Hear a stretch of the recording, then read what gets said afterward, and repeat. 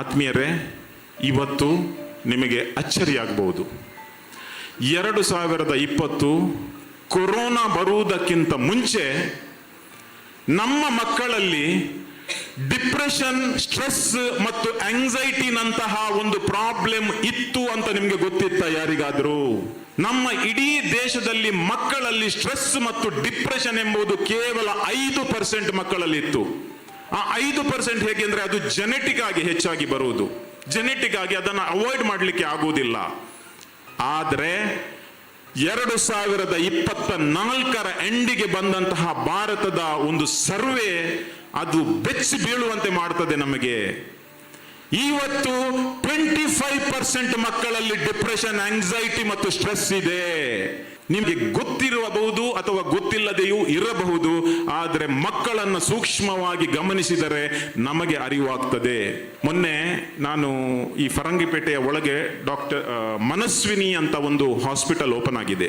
ಅದು ಮಂಗಳೂರಿನಲ್ಲಿ first hospital 100% for psychological patients, ಅಂದ್ರೆ ಮೆಂಟಲ್, ಡಿಪ್ರೆಷನ್, ಆಂಗ್ಸೈಟಿ ಈ ತರದ ಎಲ್ಲ ಪೇಷಂಟ್ಗಳಿಗೆ ಒಂದು ಎಕ್ಸ್ಕ್ಲೂಸಿವ್ ಹಾಸ್ಪಿಟಲ್. ಈ ಮುಂಚೆ ಹಾಸ್ಪಿಟಲ್ನಲ್ಲಿ ಒಂದು ಡಿಪಾರ್ಟ್ಮೆಂಟ್ ಇತ್ತು ಅಲ್ವಾ? ನಮಗೆ ಒಂದು ಹೇಗೆ ಹೃದಯದ ಡಿಪಾರ್ಟ್ಮೆಂಟ್, ಕಿಡ್ನಿ ಡಿಪಾರ್ಟ್ಮೆಂಟ್, ಅದು ಡಿಪಾರ್ಟ್ಮೆಂಟ್. ಈಗ ಫುಲ್ಲು ಮೆಂಟಲ್ ಹೆಲ್ತ್ನ ಕಂಪ್ಲೀಟ್ ಹಾಸ್ಪಿಟಲ್, ದೊಡ್ಡ ಹಾಸ್ಪಿಟಲ್ ಓಪನ್ ಆಗಿದೆ. ಅದರ ಡಾಕ್ಟರ್ ರವೀಶ್ ತುಂಗ ಅಂತ 35 ವರ್ಷಗಳಿಂದ ಮಾನಸಿಕತೆಯ ರೋಗಕ್ಕೆ ಅವರು ಚಿಕಿತ್ಸೆ ನೀಡ್ತಾ ಇದ್ದಾರೆ. 35 ವರ್ಷಗಳ ಎಕ್ಸ್ಪೀರಿಯನ್ಸ್. ಅವರ ಹತ್ರ ನಾನು ದೈಜಿವರ್ಲ್ಡ್ ಟಿವಿಗೆ ಇಂಟರ್ವ್ಯೂ ಮಾಡಲಿಕ್ಕೆ ಹೋಗಿದ್ದೆ. ಅದನ್ನು ಬೇಕಾದರೆ ನೀವು ಯೂಟ್ಯೂಬ್ ಅಲ್ಲಿ ನೋಡಬಹುದು. ಬೇಕಾದರೆ ಡಾಕ್ಟರ್ ರವೀಶ್ ತುಂಗ ದೈಜಿವರ್ಲ್ಡ್ ಅಂತ ಹಾಕಿ ಆ ಇಂಟರ್ವ್ಯೂ ಬರ್ತದೆ. ಒಂದೇ ಪ್ರಶ್ನೆ ನಾನು ಕೇಳಿದ್ದು ಅವರ ಹತ್ರ, ಡಾಕ್ಟರ್ 2020 ನಂತರ ಮಕ್ಕಳಲ್ಲಿ ಡಿಪ್ರೆಷನ್ನ ಪ್ರಾಬ್ಲಮ್ಸ್ ಜಾಸ್ತಿ ಆಗ್ತಾ ಹೋಗ್ತಾ ಇವೆ. ಈ ಹಿಂದೆ ಒಂದು ಶಾಲೆಯಲ್ಲಿ 1,000 ಮಕ್ಕಳಿದ್ರೆ ಅವರಿಗೆ ಒಂದೇ ಒಂದು ಸೈಕಾಲಜಿಸ್ಟ್ ಅಥವಾ ಕೌನ್ಸಿಲರ್ ಇರ್ತಿದ್ರು. ಬೇಕಾದ್ರೆ ನೀವು ಚೆಕ್ ಮಾಡಿ. ಈ ಶಾಲೆಯಲ್ಲಿ ನನ್ಗೆ ಗೊತ್ತಿಲ್ಲ, ಸಿಟಿಗೆ ಹೋಗಿ ಒಂದೊಂದು ಶಾಲೆಯಲ್ಲಿ 1-2 ಕೌನ್ಸಿಲರ್ ಇದ್ದದ್ದು 10 ಕೌನ್ಸಿಲರ್ ಇದ್ದಾರೆ. ಕಾರಣ, ಪ್ರತಿ ವರ್ಷ ನಮ್ಮ ಮಕ್ಕಳಲ್ಲಿ ಈ ಡಿಪ್ರೆಷನ್, ಈ ಸ್ಟ್ರೆಸ್, ಈ ಆಂಗ್ಸೈಟಿ ಜಾಸ್ತಿ ಆಗ್ತಾ ಹೋಗ್ತಾ ಇದೆ. ನಾನು ಕೇಳಿದೆ ಕಾರಣ ಏನು? ಅವರು ಒಂದೇ ಮಾತಲ್ಲಿ ಹೇಳಿದ್ರು, ಕೊರೋನಾದ ಮುಂಚೆ ನಾವು ಮಕ್ಕಳಿಗೆ ಮೊಬೈಲ್ ನೋಡಬೇಡ, ಮೊಬೈಲ್ ನೋಡಬೇಡ, ಮೊಬೈಲ್ ನೋಡಬೇಡ, ಮೊಬೈಲ್ ಒಳ್ಳೇದಲ್ಲ, ಮೊಬೈಲ್ ಗಬ್ಬರ್ ಸಿಂಗ್ ಅಂತ ಹೇಳ್ತಿದ್ದೆವು ನಾವು. ಕೊರೋನಾ ಬಂತು, ಲಾಕ್ಡೌನ್ ಅಲ್ಲಿ ಮನೆಯಲ್ಲಿ ಒಳಗೆ ಕೂತ್ಕೊಂಡು ನಾವೇ ಹೇಳಿದೆವು, ಮೊಬೈಲ್ ನೋಡು, ಮೊಬೈಲ್ ಅಲ್ಲಿ ಪಾಠ ಕಲಿ, ಟೀಚರ್ ಪಾಠ ಕಲಿಸ್ತಾರೆ, ಮೊಬೈಲ್ ನೋಡು, ಮೊಬೈಲ್ ನೋಡು, ಮೊಬೈಲ್ ನೋಡು ಅಂತ ನಾವೇ ಹೇಳಿದ್ದು. ಟೀಚರ್ ಹೇಳಿದ್ದು, ಮ್ಯಾನೇಜ್ಮೆಂಟ್ ಹೇಳಿದ್ದು, ಗವರ್ಮೆಂಟ್ ಹೇಳಿದ್ದು. ಅವರದ್ದು ಏನು ತಪ್ಪಿಲ್ಲ. ಮಕ್ಕಳು ಸುಮ್ಮನೆ ಕೂತ್ಕೊಳ್ಳುವ ಬದಲು ಎಜುಕೇಶನ್ ಡಿಪಾರ್ಟ್ಮೆಂಟ್ ಒಂದು ಪರಿಹಾರ ಕಂಡುಕೊಂಡಿತ್ತು ಅಷ್ಟೇ. ಆದರೆ ಅದೇ ಮೊಬೈಲ್ 24 ಗಂಟೆ ನೋಡಿ ಅಂತ ಟೀಚರ್ ಹೇಳಿಲ್ಲ, ಶಾಲೆ ಹೇಳಿಲ್ಲ.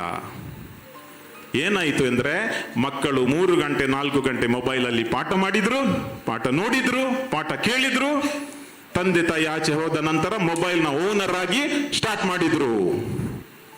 ಫಸ್ಟಿಗೆ ಹ್ಯಾಬಿಟ್ ಆಯಿತು, ಹ್ಯಾಬಿಟ್ ಆಗಿ ಎಡಿಕ್ಟ್ ಆಯಿತು.